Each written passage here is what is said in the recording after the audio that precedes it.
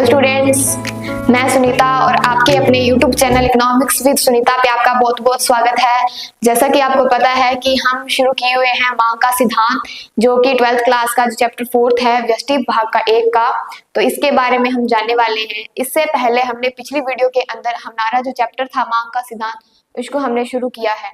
तो उससे रिलेटेड जो वीडियो थी, अगर आपने उसको नहीं देखा है तो आप उस चैप्टर को या उस वीडियो को अच्छे से देखें और समझें। और आज हम उसी चैप्टर का अगला भाग है उसको शुरू करने वाले हैं, जिसका नाम है मांग फलन या मांग जो निर्धारक तत्व है। यानी कि जब किसी वस्तु की मांग की जाती है तो उसका एक फंक्शन होता है या उसके कुछ निर्धारक तत्व होते हैं, तो वो होते क्या हैं, तो उसके बारे में हम जानेंगे। इससे पहले आपने अगर चैनल को सब्सक्राइब नहीं किया है तो चैनल को सब्सक्राइब करना ना भूलें। तो साथ ही साथ वीडियो अच्छी लगे तो उसको लाइक कमेंट एंड शेयर करना भी ना भूलें। तो चलिए शुरू करते हैं आज की क्लास। तो इसके अंदर हम पढ़ेंगे मांग फलन। अब मांग फलन होता क्या है? मांग फलन होता है कि जब किसी वस्तु की मांग की जाती है तो उस वस्तु की जो कीमत है और उस वस्तु की जो मांग है, उन दोनों के बीच में कौन सा संबंध पाया जाता है। यानी कि उपभोक्ता की आय है, उसको लेकर कौन कौन से प्रकार पाए जाते हैं, तो इसके बारे में हम पढ़ेंगे। तो सबसे पहले मैं बात करूं तो हमारे जो मांग फलन होता है उसके जो निर्धारक तत्व होते हैं या फिर दो कितने प्रकार के होते हैं? 2 प्रकार के होते हैं। पहला होता है कि व्यक्तिगत मांग फलन और दूसरा होता है बाजार मांग फलन। तो इससे पहले हमने जो हमारी जो पिछली क्लास थी उसके अंदर हमने क्या पढ़ा था? मांग अनुसूची पढ़ी थी। अब मांग अनुसूची भी हमने 2 प्रकार की पढ़ी थी। कौन कौन सी? व्यक्तिगत मांग अनुसूची और बाजार मांग अनुसूची। तो इसी के साथ हमने अनुसूची को भी एक वक्र के द्वारा बताया था। उसे वो 2 प्रकार के होते हैं, व्यक्तिगत मांग वक्र और बाजार मांग वक्र। तो इसी तरह से हमारा फलन भी 2 प्रकार का होगा, व्यक्तिगत मांग फलन और बाजार मांग फलन। तो इसके बारे में हम जानेंगे। सबसे पहले मैं व्यक्तिगत की बात करूं तो व्यक्तिगत के अंदर क्या आएगा? उसका जो पर्सनल, जो व्यक्ति की जो खुद की जो आय है, उससे वो अपनी निजी परिवार के लिए या हमारी अपनी जो घर गृहस्थी है उसके लिए वो वस्तुएं खरीदता है, तो उसके सामने कौन कौन से निर्धारक तत्व सामने आते हैं, तो उसके बारे में हम पढ़ेंगे। तो सबसे पहले आपको फंक्शन का पता होना चाहिए कि जो डिमांड होती है व्यक्तिगत मांग फलन का, तो वो उसका जो फंक्शन होता है वो क्या होता है? तो उसके फंक्शन के अंदर आएंगे वस्तु की अपनी कीमत, उसको हम डिनोट करेंगे पी ऑफ एक्स से, और दूसरा है संबंधित वस्तुओं की कीमत, तो इसको हम शो करेंगे पी आर से। पी आर से यानी संबंधित जो रिलेटेड वस्तुएं होती है उसके बारे में। और अगले बारे में जैसे कि रुचि तथा प्राथमिकता, यानी कि व्यक्ति की मांग अगर वस्तु की करता है तो उसके अंदर उसकी रुचि भी होनी चाहिए और प्राथमिकता भी होनी चाहिए। ठीक है, तो उसको हम डिनोट करेंगे टेस्ट से। और फिर होती है उपभोक्ता की आय, आय को हम डिनोट करेंगे वाई से। और फिर बात करते हैं हम संभावनाएं। संभावनाएं किससे डिनोट करेंगे? ई से, एक्सपेक्टेशंस। तो सबसे पहले मैं बात करूंगी वस्तु की अपनी कीमत। अब वस्तु की अपनी कीमत होती क्या है? अगर हम बाजार के अंदर जाएं और वस्तु खरीदें तो उस वस्तु की अपनी कीमत होती है एक। ठीक है, तो जब अगर वस्तु की कीमत अगर ज्यादा होती है तो हम उस वस्तु की मांग क्या करेंगे? कम करेंगे या फिर उस वस्तु को नहीं खरीदेंगे। अगर वस्तु की कीमत कम हो जाती है तो उस वस्तु को हम क्या करेंगे? खुशी खुशी खरीद सकते हैं, और उसकी जो आय होती है वो यानी उसकी कीमत है वो कम है, हमारे बजट के अंदर है, तो हम उसको खरीद सकते हैं। तो वो होती है वस्तु की अपनी कीमत। और फिर मैं बात करती हूँ कि संबंधित वस्तुओं की कीमत क्या होती है? संबंधित यानी रिलेटेड वस्तुओं की। हम रिलेटेड वस्तुएं कौन कौन सी होती है? 2 प्रकार की रिलेटेड वस्तुएं होती हैं संबंधित वस्तुएं। वो होती है प्रतिस्थापन। क्या होती है? मैं यहाँ पे लिख देती हूँ। एक तो होती है प्रतिस्थापन, इसको हम स्थानापन्न वस्तुएं बोल सकते हैं, और एक होती है पूरक वस्तुएं। ठीक है, 2 प्रकार की संबंधित वस्तुएं होती है हमारी। पहली होती है प्रतिस्थापन और दूसरी होती है पूरक वस्तुएं। अब प्रतिस्थापन क्या होती है? प्रतिस्थापन वस्तु क्या करती है कि हम एक वस्तु के स्थान पे हम दूसरी वस्तु का भी प्रयोग कर सकते हैं। यानी एक वस्तु अगर महंगी है तो हम उसके स्थान पर कोई दूसरी स्थानापन्न वस्तु यूज कर सकते हैं। जैसे एक उदाहरण के साथ आप समझ सकते हैं, जैसे चाय और कॉफी है। अब आपको मान लीजिए कि चाय है, तो चाय की कीमत अगर ज्यादा हो जाती है तो हम उस वस्तु को नहीं खरीदेंगे, चाय को नहीं खरीदेंगे, उसके स्थान पर क्या खरीद लेंगे? कॉफी। कॉफी का इस्तेमाल करेंगे। तो ये क्या हो गया? स्थानापन्न हो गया, एक वस्तु के स्थान पर दूसरी वस्तु का प्रयोग किया है। और बाई चांस अगर क्या हो जाए कि कॉफी महंगी हो जाए तो हम क्या पीना शुरू कर देंगे? चाय पीना शुरू कर देंगे। तो ये होती है स्थानापन्न सॉरी प्रतिस्थापन वस्तु या फिर स्थानापन्न वस्तुएं। और अगर मैं बात करूं पूरक वस्तुओं की, तो पूरक वस्तुएं कौन सी होती है? ऐसी दो वस्तुएं जो मिलकर किसी वस्तु की मांग को पूरा करें। जैसे कि अब आपके पास एक उदाहरण है, जैसे कार है, और कार के अंदर हमें क्या है, पेट्रोल या कोई भी डीजल है वगैरह वो डलवाना पड़ता है।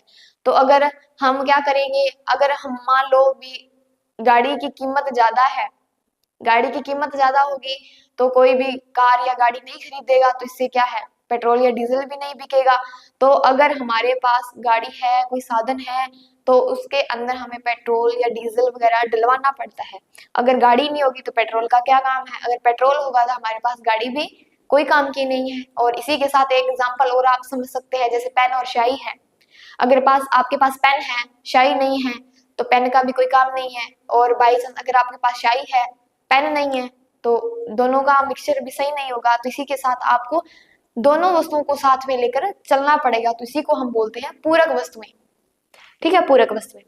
फिर हम बात करते हैं प्राथमिकता या रुचि। अब देखो, जैसे वर्तमान समय में क्या है, नए नए फैशन आ रहे हैं, नए नए डिजाइन्स पब्लिश हो रहे हैं। तो उन सभी को, जो भी व्यक्ति की जो रुचि है, जैसे अब नया मॉडल आया है, तो नए मॉडल के अंदर जो व्यक्ति की रुचि क्या है, ज्यादा होती है। तो ज्यादा रुचि होगी तो वस्तु की मांग भी ज्यादा होगी और वस्तुएं भी ज्यादा खरीदी जाएंगी। तो इसी के साथ प्राथमिकता, यानी व्यक्ति की उसके अंदर प्राथमिकता होनी चाहिए कि मैं उस वस्तु को खरीदूंगा या उस वस्तु की मांग करूंगा। तो रुचि या प्राथमिकता। अब बात करते हैं उपभोक्ता की आय। अब उपभोक्ता की आय क्या है? अगर वस्तु, जो उपभोक्ता है, वस्तु को खरीद रहा है व्यक्ति, उसकी अगर आय ज्यादा है तो वो क्या करेगा, वस्तुओं की मांग ज्यादा करेगा। और उसकी अगर आय कम है तो वस्तु की मांग क्या करेगा, बस अपनी क्या है, जरूरत की वस्तुएं ही वो खरीद पाएगा। तो सब और बात करते हैं हम संभावना। संभावना क्या होती है? संभावना यानी कि मान लो आज के समय में कोई वस्तु है, जैसे कि पेन ले लीजिए आप। एक पेन अगर वर्तमान समय में उसकी कीमत ज्यादा है और जो भविष्य के अंदर उसकी मांग क्या है, कम होने वाली है, क्या है, उस पेन की कीमत भविष्य के अंदर कम होने वाली है, तो वो वर्तमान समय में उस वस्तु की कीमत या उस वस्तु की मांग नहीं करेगा, क्योंकि उसको पता है कि भविष्य में मान लो उस वस्तु की कीमत कम हो जाएगी तो मैं भविष्य में उसको खरीदूंगा। और अगर उसको ऐसा लगे कि भविष्य में इस वस्तु की कीमत ज्यादा हो जाएगी, तो वो क्या करेगा, वर्तमान समय में उस वस्तु को खरीद लेगा। तो ये होती है संभावना। ठीक है, तो ये था हमारा व्यक्तिगत मांग फलन। इसके बारे में आपको फंक्शंस के बारे में पता होना चाहिए कि इसको हम किस तरह से डिनोट करते हैं और इनको कैसे एक्सप्लेन करेंगे। फिर मैं बात करती हूँ कि बाजार मांग फलन। अब बाजार मांग फलन क्या होता है? व्यक्तिगत, हमने बात की थी कि हम जब दो वस्तुओं को जोड़ते हैं, तो या दो फर्मों को जोड़ते हैं, उस वस्तु की कीमतों को जोड़ते हैं, तो हमारे पास एक नया फलन बनता है, बाजार। तो इसी के अंदर हम बाजार को डिनोट करेंगे। अब मार्केट के ऊपर जो हमारी कीमत है, वो के उसका फंक्शन क्या होगा? अब देखो, यहाँ तक हमारे क्या थे, व्यक्तिगत थे, और इसके अंदर हमने ऐड कर दिया एन, जी, एस और डी, वाई, यानी कि जनसंख्या, सरकार की नीति, मौसम और आय का वितरण। तो ये चारों इसको डिनोट कर रहे हैं। तो इसके अंदर हम जनसंख्या के बारे में पढ़ेंगे। अगर मान लो हमारे देश के अंदर जनसंख्या ज्यादा हो जाए तो वस्तुओं की मांग क्या होगी, ज्यादा होगी। और अगर जनसंख्या कम होगी तो जो वस्तुएं हैं उनकी मांग भी कम होगी। तो इसके बारे में जनसंख्या भी निर्भर करती है। सरकार की नीति, अब सरकार की नई नई नीतियां लागू करती है, तो उनके ऊपर जैसे टैक्सेस लगा दिए जाते हैं, कोई और जुर्माना दिया जाता है, नई कोई नीति लागू, नए रूल लागू कर देती है। तो इनके दबाव में आकर क्या करेंगे, जो व्यक्ति है वो वस्तु की मांग कम कर देते हैं। और कई बार क्या करते हैं, अगर नीति अच्छी है तो उसके अंदर मांग भी ज्यादा कर देते हैं। तो इसके अंदर भी नीति का भी बहुत ज्यादा प्रभाव पड़ता है। अब बात करते हैं मौसम या जलवायु की। अब मान लो मौसम, अब हमारी जो जलवायु वो कैसी है, इसके अंदर मौसम भी बदलते रहते हैं। गर्मी आ जाती है, फिर सर्दी आ जाती है, वर्षा ऋतु आ जाती है।